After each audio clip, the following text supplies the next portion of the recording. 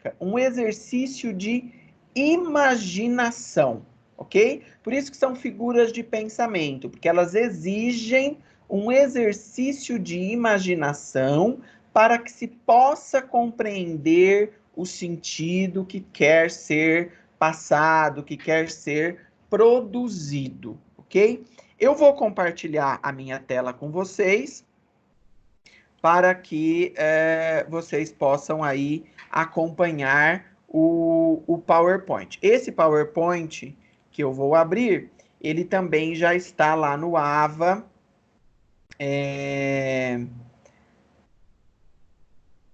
referente à aula de hoje, ok?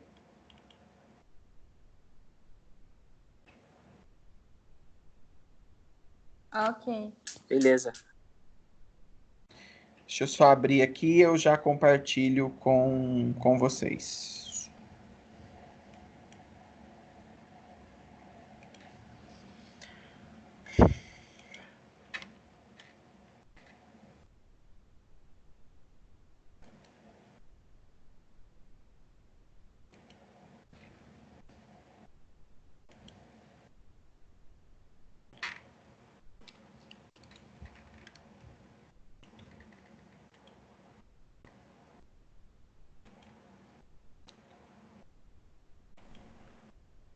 Vocês já veem a minha tela?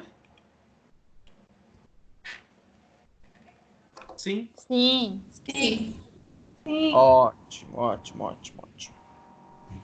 Bom, então, como eu disse a vocês, esse grupo de figuras que nós vamos estudar hoje é um outro grupo de figuras que ajuda a tornar o discurso publicitário mais persuasivo, mais criativo e está relacionado, portanto, àquilo que nós chamamos de figuras de pensamento. E são figuras de pensamento porque exigem um exercício de imaginação para que sejam compreendidas, ok?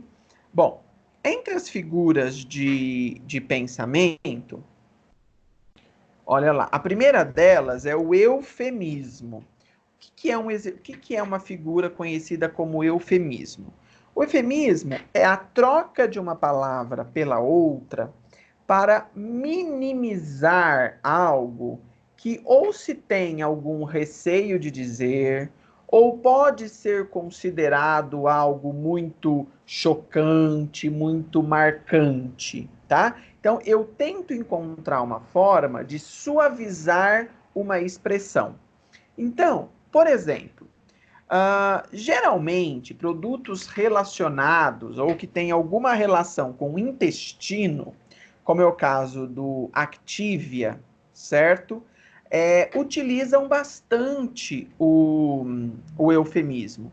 Porque, em geral, a gente olha para as questões relacionadas ao intestino, às necessidades fisiológicas, né? Com um certo olhar ou de nojo, ou de alguma coisa que não é muito socialmente discutível. Então, veja, em vez de dizer que é o intestino que está preso, ou que a pessoa não vai ao banheiro durante tantos dias, etc. e tal, você constrói um texto mais ou menos assim: regule o trânsito intestinal e acabe com a sensação de barriga inchada. Veja, trânsito intestinal é a expressão usada, né, em vez de dizer que uma pessoa vai fazer mais cocô, por exemplo. Ou seja, você está tentando suavizar uma expressão, tornar essa expressão mais aceita, inclusive socialmente. Ou então, no caso o caso que está aí ao lado, de absorvente. Sinta-se confortável em ser mulher. Sinta-se confortável com sempre livre. Veja, nem toca no assunto menstruação, fluxo menstrual, etc. Busca-se uma forma de falar sobre o assunto, mas de uma forma a amenizar, a suavizar a expressão. Ok, gente? Entenderam o que é um eufemismo?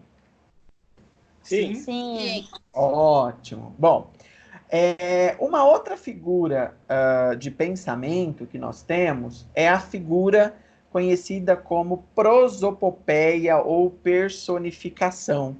Na semana passada, inclusive, já apareceu um exemplo que, além de haver uma metáfora, havia uma prosopopeia, uma personificação, que era aquele caso da Brahma, né, em que dizia que a Brahma suava. Eu lembro até que alguém conseguiu perceber bem isso na turma. Bom, o que é uma prosopopeia ou então uma personificação? É a situação em que se atribui a um ser que não é humano, portanto, a um ser que não é uma pessoa, ou às vezes que não é nem um ser animado, né? Ou seja, que é um objeto, enfim, uma coisa qualquer, é uma característica que é humana, uma característica que é animada. Então, quando, por exemplo, eu digo que uma garrafa está suando, isso é um exemplo de prosopopeia ou de personificação. Porque, na verdade, quem sua são pessoas, né? Uma garrafa, as gotículas ali, elas estão em evaporação. Mas veja, para ficar de uma forma mais criativa, mais original, trabalhando com essa ideia de um rearranjo dos signos, né? Se diz então que ela suou. Veja esse caso de personificação aqui do lado do sorvete. Olha lá, o sorvete falando: não acredito que estão dando R$ 200 para quem nos achar. E em picolé que fala: acredita? Promoção Fala Cabeção Frutari Caseiro, né? Quer dizer, onde é que está a prosopopeia, a personificação aí? Está no próprio fato de que os picolés é quem estão falando, ok? Picolés não falam, né? Quem falam são seres humanos. A partir do momento em que eu atribuo essa característica, que é uma característica humana, a um ser que não é humano, eu estou usando a personificação. Esse do tomate, na verdade, é de uma série de anúncios muito criativos, criado por esse hortifruti, e que todos eles, a maioria deles, na verdade, usava nomes de filmes, né? E aí a gente tem esse diálogo estabelecido, por exemplo, entre Tropa de Elite e Horta de Elite, que nós já poderíamos incluir lá como uma figura fônica, porque existe uma semelhança, né, entre Tropa de Elite e Horta de Elite. E veja a fala: se não for hortifruti, pede para sair.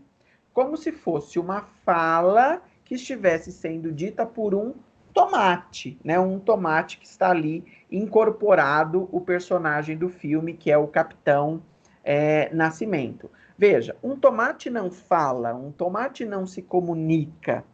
Portanto, nós temos aí um ato de personificação. Eu estou atribuindo a um tomate uma característica que não é do tomate, mas é dos seres animados ou dos seres humanos. Eu acho que nós já falamos em algum outro momento dessa linha chamada Converse, que foi lançada pelo All Star. Acho que apareceu lá quando estávamos conversando sobre onomatopeia, porque um dos anúncios usava o blá, blá, blá, blá, blá para se referir ao tênis, né? Como se o tênis estivesse falando. Mas olha só o que acontece aqui na frase. Quantas histórias o seu Converse tem para contar? Ora, um sapato, não é um tênis, um calçado, não conta uma história, né? Na verdade, quando eu digo que ele está contando uma história, eu estou atribuindo aí uma característica que é de personificação. Veja o restante do texto, inclusive. Os seus pés podem contar mais história do que você imagina. Que tal começar uma nova agora? Você pode customizar o seu Converse desde os cadarços até a sola. E aí, acesse tal, e conte as histórias do seu Converse, né? Veja que no final, sim, quem pode contar a história aí é a pessoa, né? A pessoa que vai usar o calçado. Mas quando eu digo que o calçado tem histórias para contar, eu estou usando uma personificação. Nesse caso em particular, gente, também quando eu digo lá ó, que os seus pés podem contar mais histórias do que você pode imaginar, além da personificação, porque o pé não conta história, nós temos aí uma outra figura. Alguém consegue se lembrar qual é essa outra figura que está presente também nessa fala? Os seus pés podem contar mais histórias do que você pode imaginar?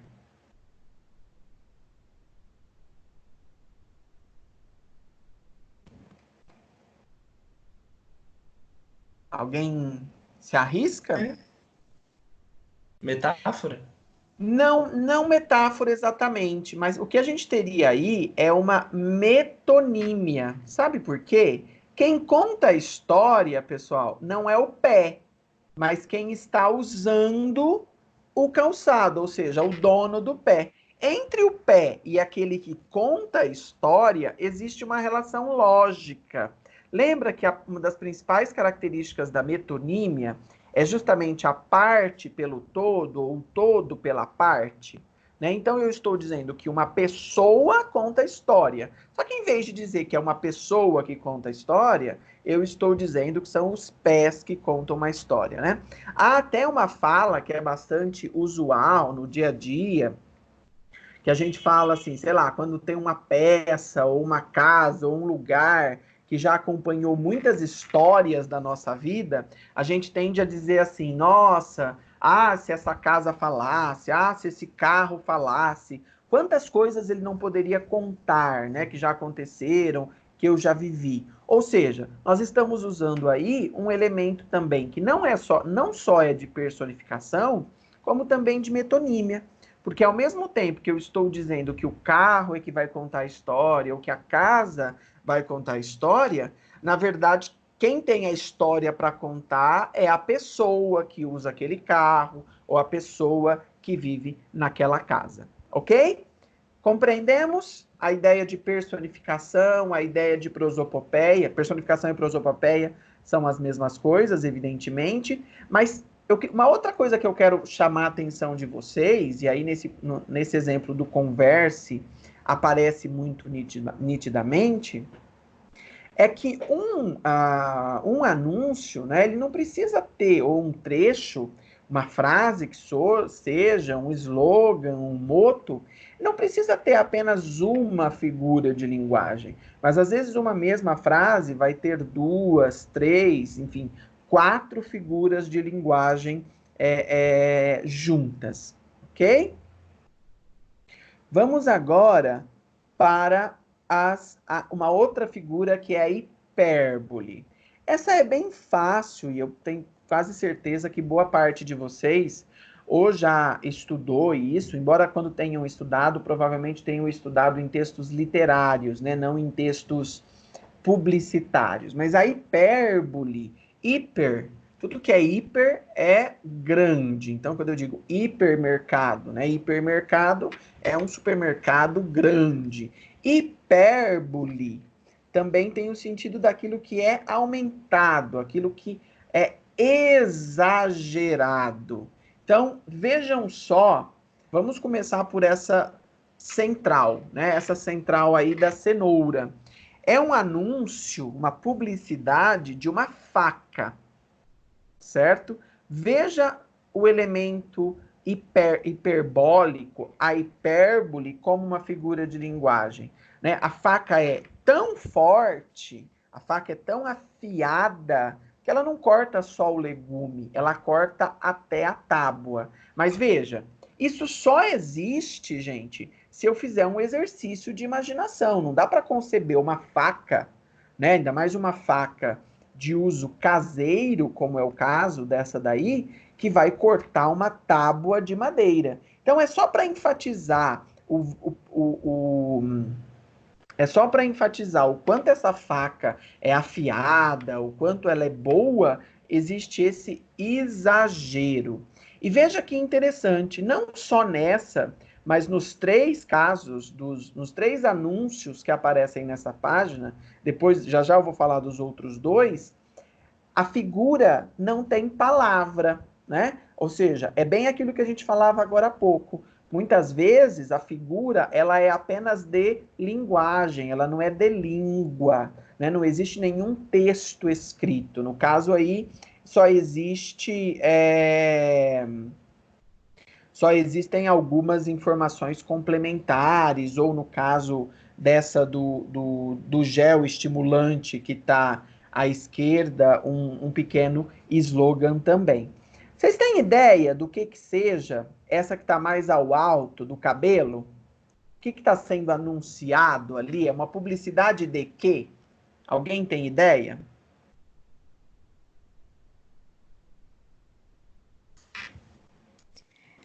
Eu diria que é de algum shampoo que promete que o cabelo seja muito forte, alguma coisa assim. Perfeito, exatamente. É de um shampoo. Antiqueda!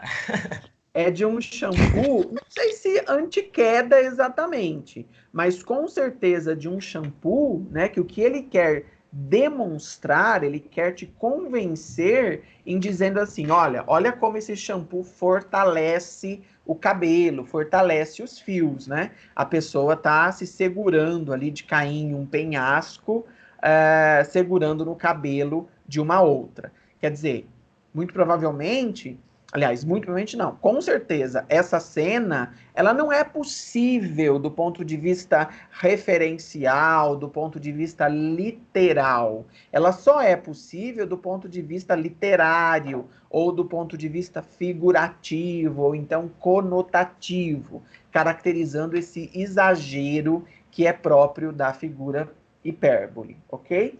Existe também hipérbole nessa que está à esquerda do vídeo, né? É um anúncio de um gel estimulante do orgasmo feminino. Esse anúncio não é brasileiro, é um anúncio italiano. Se vocês observarem lá embaixo, ele está escrito em italiano. Mas a única coisa que está escrito lá é gel estimulante para o orgasmo feminino, que é apenas uma descrição do produto.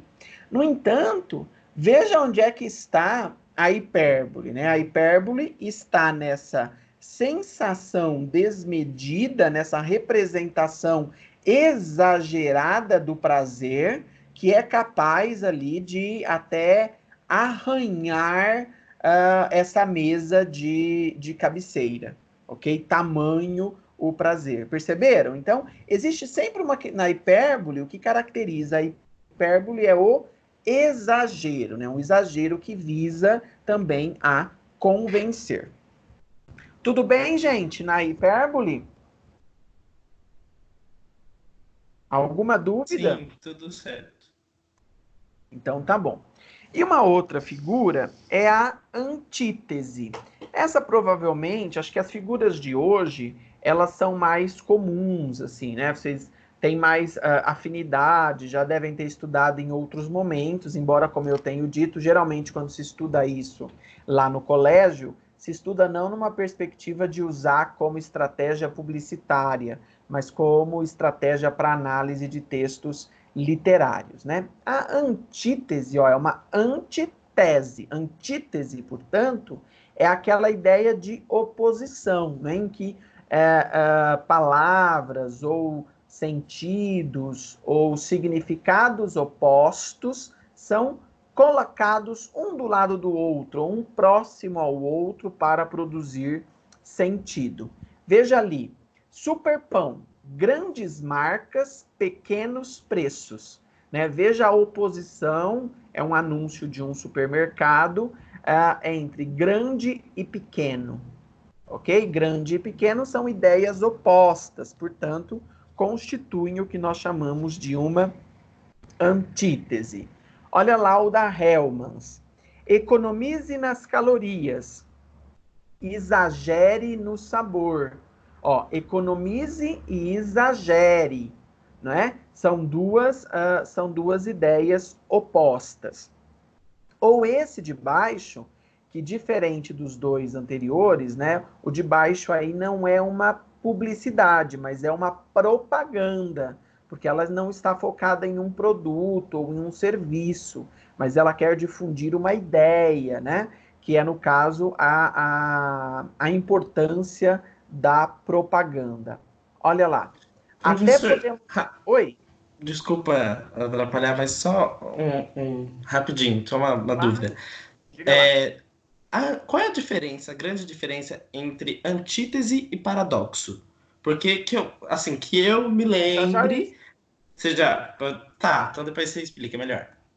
eu já te explico, só um minutinho. Beleza. Então, essa de baixo aqui, né, é um outro exemplo, é um exemplo primeiro de propaganda, porque ela não está vendendo um produto ou um serviço, mas está falando sobre uma ideia. Até podemos brincar, mas a propaganda é coisa séria. Veja a oposição que se constitui entre a palavra brincar e a palavra séria, certo? E aí, pessoal, eu quero, além disso, chamar a atenção de vocês aqui para algumas outras características olhando esses anúncios. Reparem o que está escrito acima do até podemos brincar. Olha lá, digito currículos na hora mais rápido que todos os outros digitadores, meu preço é mais barato, né? Veja, esse é o tipo de utilização em que se utiliza o erro gramatical para produzir sentidos. Perceberam? Então, até o erro gramatical pode ser utilizado, né, se, obviamente, estiver dentro de um contexto, dentro de uma situação, como uma forma de persuadir, de chamar a atenção. Quer dizer, não adianta nada ter o preço mais barato, mas escrever tudo errado, né? E propaganda é coisa séria, ok? Outra coisa que eu queria chamar a atenção de vocês, que é bem característico do texto publicitário, e depois nós vamos ter uma aula para falar exatamente sobre isso, é a presença de verbos no imperativo. O que é o verbo no imperativo? É o verbo que expressa uma ordem, que é o que acontece ali, ó. Economize nas calorias, exagere no sabor. Tem um outro aqui, eu vou voltar um pouquinho. Olha lá, aqui, ó. Se não for hortifruti, pede para sair, né? Que estaria no lugar, inclusive, do peça para sair. Ou nesse primeiro, sinta-se. Né? Veja como o texto publicitário utiliza bastante essa ideia do imperativo, porque o imperativo ele aciona diretamente uma ação do interlocutor, ou seja, uma ação do receptor da mensagem, uma ação daquele que está lendo, que está ouvindo, com quem está se falando. Por isso que ele é tão característico do discurso publicitário, porque o discurso publicitário quer estimular o consumo, quer te convencer a fazer algo, né? E uma das estratégias para isso é também a utilização dos verbos no imperativo, ok? Respondendo agora a pergunta acho que foi o Tauan que me fez a diferença entre antítese e paradoxo. Na verdade, Tauan, assim, antítese engloba os dois conceitos, tá? Mas o paradoxo, ele é uma figura muito mais literária do que qualquer outra utilização. Porque quando eu tenho uma antítese, eu coloco duas ideias em oposição, mas essas ideias, elas não são impossíveis de acontecer. Então, olha ali, economize nas calorias, exagere no sabor. É possível economizar e é possível exagerar ao mesmo tempo, nesse contexto, nessa circunstância, né? Porque eu vou economizar nas calorias, mas eu vou ter muito sabor. Quer dizer, não é contraditório, é apenas a ideia que é oposta, uma ideia que é oposta à outra. Quando eu tenho um paradoxo, eu tenho uma ideia que é contraditória. Exemplo, o maior exemplo de paradoxo é o que está lá num poema clássico do Camões, em que ele diz assim: amor é fogo que arde sem se ver, é ferida que dói e não se sente. Ora, não tem como doer e não sentir. Percebeu? Embora eu tenha ideias opostas, no paradoxo, essas ideias, além de opostas, elas são contraditórias, elas não são possíveis. Elas só existem mesmo num campo literário, num campo de muita imaginação, ok? O paradoxo é menos usual na publicidade. Na publicidade é muito mais comum utilizarmos a antítese, tá? Entre essas figuras de oposição, ok? Vitor, pode parar de gravar um pouquinho agora, tá bom? Esse fica sem